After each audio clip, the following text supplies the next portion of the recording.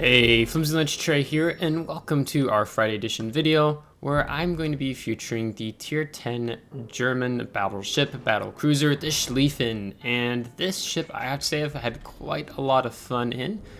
So I've shaved off about 4 minutes of this footage because it was pretty slow going. Unfortunately, we lost one of our clanmates, being Void, and voiding about 30 or 20 some torpedoes. He ate the magic button of the Satsuma and unfortunately has died as we were trying to get to destroyers in Bravo. But now I am working the right flank here in domination mode on Faroe Islands. So let's talk a little bit about the Schlieffen.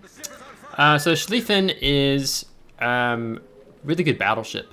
I was actually noting when I started this battle, because she doesn't have the full health pool of a typical standard German or Tier 10 battleship, so you actually see it's 76,100, whereas something like the Puerto Rico, if you build a survivability expert into it, you're like 75,000. So not a whole lot of difference in health pool there when just making that comparison. I noticed it. So this Tier 10 battleship has a very small health pool compared to the vast majority of the Tier 10 battleships in World of Warships. So from that standpoint, it just means you have to be mindful sometimes about the engagements you pick. This very much follows the line when I was grinded up to the GK, then the Poison, is that these battleships shine most, I would say, in the last half of the battle. These ships have amazing secondaries, amazing torpedoes, but in order to be most effective with them, to have those close quarters engagements, which these ships are really made for, you just have to wait till that last half of the battle where you can really make your impact felt and much more known, and that is the case in this battle, and that is why I shaved off the 4 minutes of it. So with that health pool, you just have to be mindful. For myself, I love using islands. As you can see, I even used the island here to stop so I wouldn't accidentally coast around and eat those torpedoes, but I always like using the islands, which is why I positioned myself up here to the north. As we started mid-spawn, and my other clanmate Doom is down with C, which is like a lot of enemy ships down there. But back to the Schlieffen. So Schlieffen has 4 twin 420mm turrets. Then she has the 8 150mm guns in casemates. And then she's got dual torpedo launchers on either side of the ship. And these torpedoes definitely can hit pretty hard, and they make pushing in, yellowing really good. So it's 8 torpedoes per side. And if you build into concealment with Schlieffen, it's actually rather humorous that you can stealth torpedo with a battleship, because these torpedoes go 13.5 kilometers, but they only go 50 knots. So when I launch them later, you're going to see it's a long time before they reach their target. And they have a reload time of, I'm trying to remember this, I don't know, actually don't see it right here. So we'll have to see as the battle progresses, but they do 16,533 maximum damage before you take in torpedo belts into account on said ships if they have them. But these main battery guns, which you're going to see shine, actually I think on this salvo, this Conde has been zooming back and forth, showing a lot of broadside, so I had to really make sure to take a lot of lead, and we punished him. So you can definitely punish the broadsides of ships with these guns. Sometimes they'll feel a little, I don't know, sometimes you'll feel like the AP should have done more, and other times like, okay, yeah, that's what I expected. So that's at least my experience in playing the Schlieffen so far. But most importantly, what we really need to talk about is the secondaries, right? These secondaries on the Schlieffen are absolutely amazing, and I've actually built into the IFHE, inertia fuse high explosive. So we're able to pin beyond, what was it, 32mm and above, as I'm just checking some of the notes that I have here. I cannot find the notes.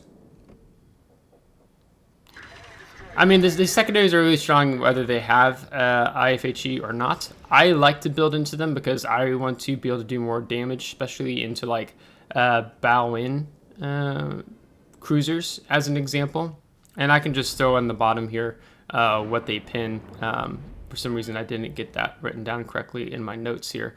But the secondaries are amazing, and I've gone full secondary build, not only with the commander, but also in the 6th slot.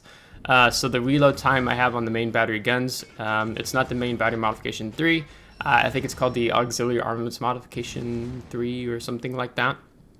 So we are getting the fastest possible time on our secondary armament reloading, minus, of course, if we have more adrenaline rush kicking in. And then, as you can see with the wedge shell tracers, I respect Lucians. I felt like, you know, this is a ship where you get secondaries, your 100 secondaries in a decent amount of time, so it only makes sense to be able to activate that talent he has once you get 100 secondary battery hits for those to reload even faster. So that is how I found ourselves in here. So I'll just put some stats on the bottom of the screen regarding the secondaries.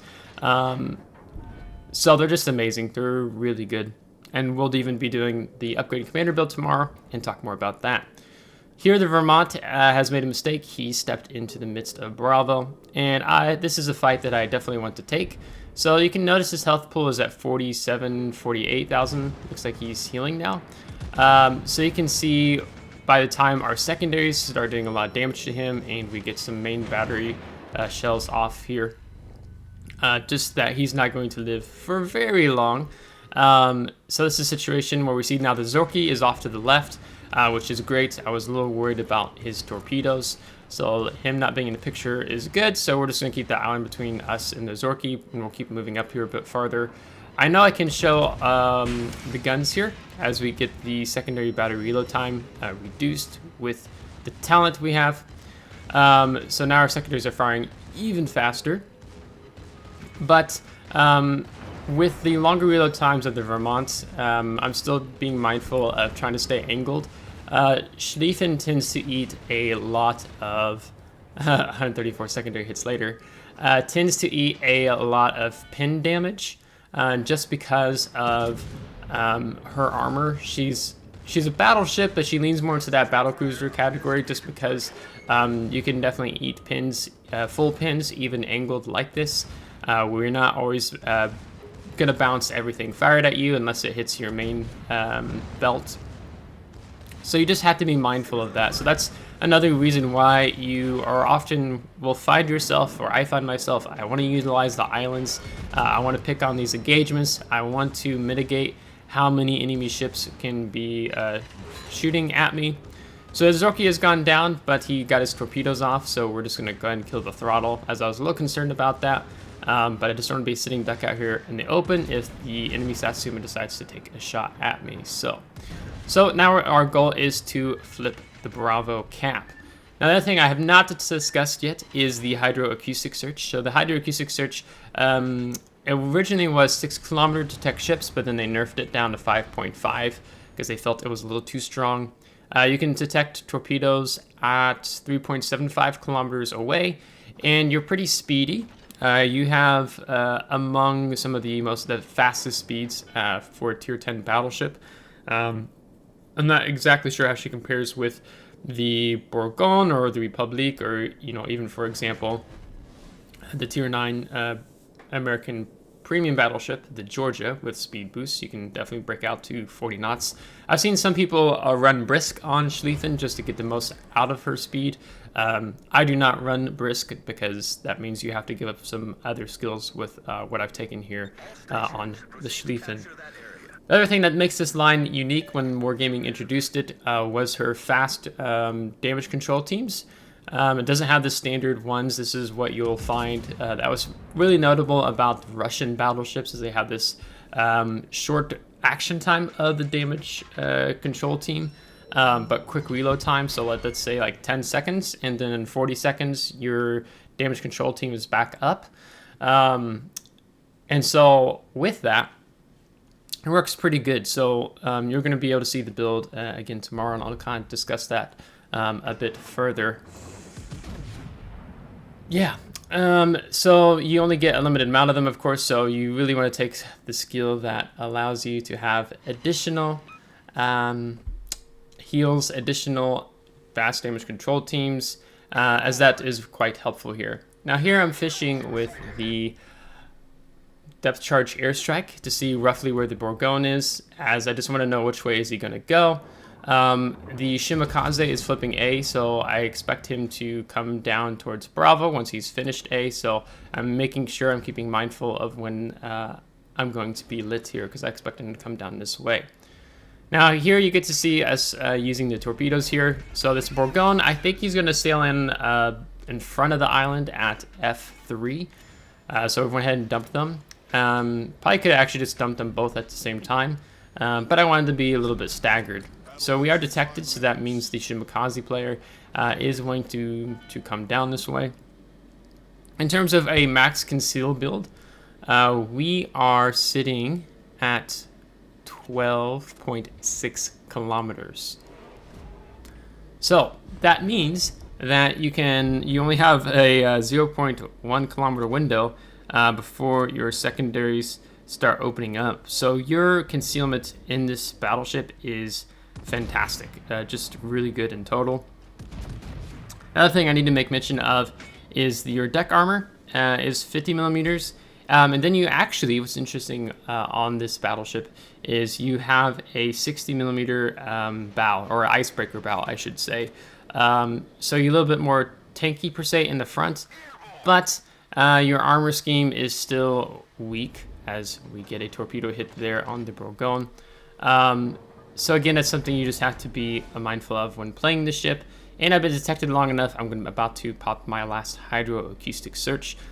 Because I'm pretty certain that the Shimakaze is pushing down towards me. I've been waiting to see if the detected will go away, like meaning he went around maybe to come in on the 5-6 line into the cap, but he just stepped on the cap, which means that he is just right up here where I fired those torpedoes. Unfortunately, he's probably already to the right a little bit. If I got those fired off even sooner, maybe we could have gotten some hits there. But that is just not the case this time around.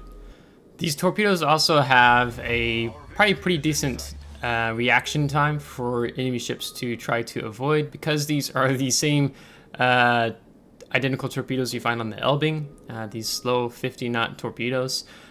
So a destroyer can possibly find the gaps and windows quite well. So you just have to be mindful of that when you're doing these engagements. And there's the smoke screen, and there's the torpedoes coming in at us. So we see where he's firing in the smoke screen, and do we want to reset? Yes, we want to reset. So we're going to spread our shells out, and we actually get one pin, and we get the reset. As you can see, the rest of our team's coming up from C, and they're about to step onto the cap. The Shima fired 2 racks at us, and 1 rack at the enemy Patry and Zorki coming in. So we don't have to worry about torpedoes anymore for the time being. But now we got to see what this Bourgogne is up to. I would like to use a depth charge airstrike just to get an idea of where he's at, but I don't want him to know that I'm flanking like this. He might suspect that I'm doing this, but I still do not want him to know. So he comes out full broadside to us. His guns are turning this way, so it looks like he was thinking we would come out here. So we're going to get some additional Citadel hits and take him out here, as he didn't do too much damage to us in return. So now as we move up here, this Shimakaze is still on the cap, so that means he's just right there in that corner, because the other channel is not open to me, so he's running just right out in front of me. His torpedoes should be coming up close to about now, off of reload time, I'm going to guess. So we're going to move up to this island, and we're going to kill the throttle.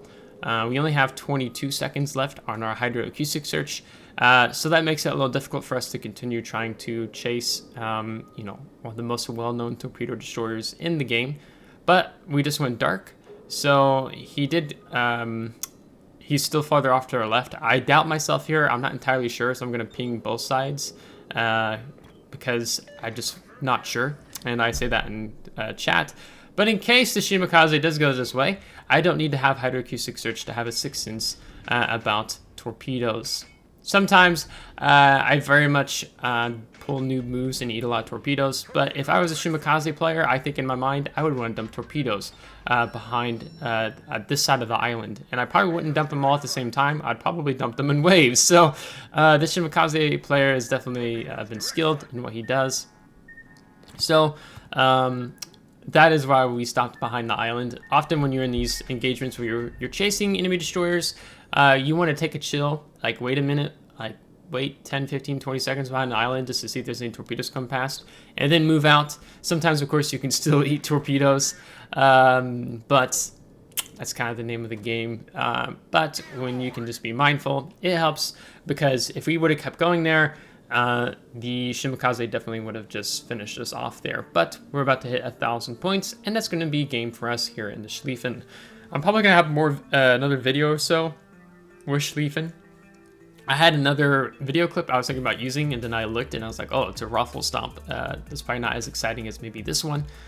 So we have 3 destroyed, 4 citadels, 1 solo cap, 264 secondary hits with 168,000 damage. So then we're going to go ahead and transition over to team score and see how we placed. So 1990 base experience with the Vermont and the Zorky taking 1 and 2. So we complimented them both. They did really well, especially the Zorky and how he maneuvered around. Then going over to the detailed report, you can see secondary battery damage in total is 48,000, torpedoes 9,000, main battery 110,000, floodings 374, and it doesn't look like we set any fires. Or I just missed that. And then we're going to end only with 323,000 credits with premium account and total earnings here. So 150,000 credits would have been a bit more rough. I'm always wrestling with being a poor in the bank account in terms of credits in the game. And I just got another 30 days of premium super container actually last night, so that was kind of amusing. So I don't need any more premium. I have over 500 days. But this is Dreadnought Schlieffen. As I said, I'll do some more videos on Schlieffen soon. But just know the key thing is with this lesser health pool you have, but you have really great concealment as kind of this trade-off in that sense. Utilize islands and know your time to shine in the battle is going to be probably the half time. In the last half of the battle where you're able to make your presence feel more known. I see way too many Schlieffen or Prince Ruprecht players who just want to brawl, they want to just jump right in, they're not patient, and then they die in the first 5-6 minutes of the match. So this is a line that requires you to be patient and then very rewarding if you wait to that last half to make your move. So if you liked today's video, give it a thumbs up. If you didn't, give it a thumbs down. Subscribe if you do want to see more. If you're subscribed, thanks so much. I would appreciate it, and we'll catch you next time. Take care.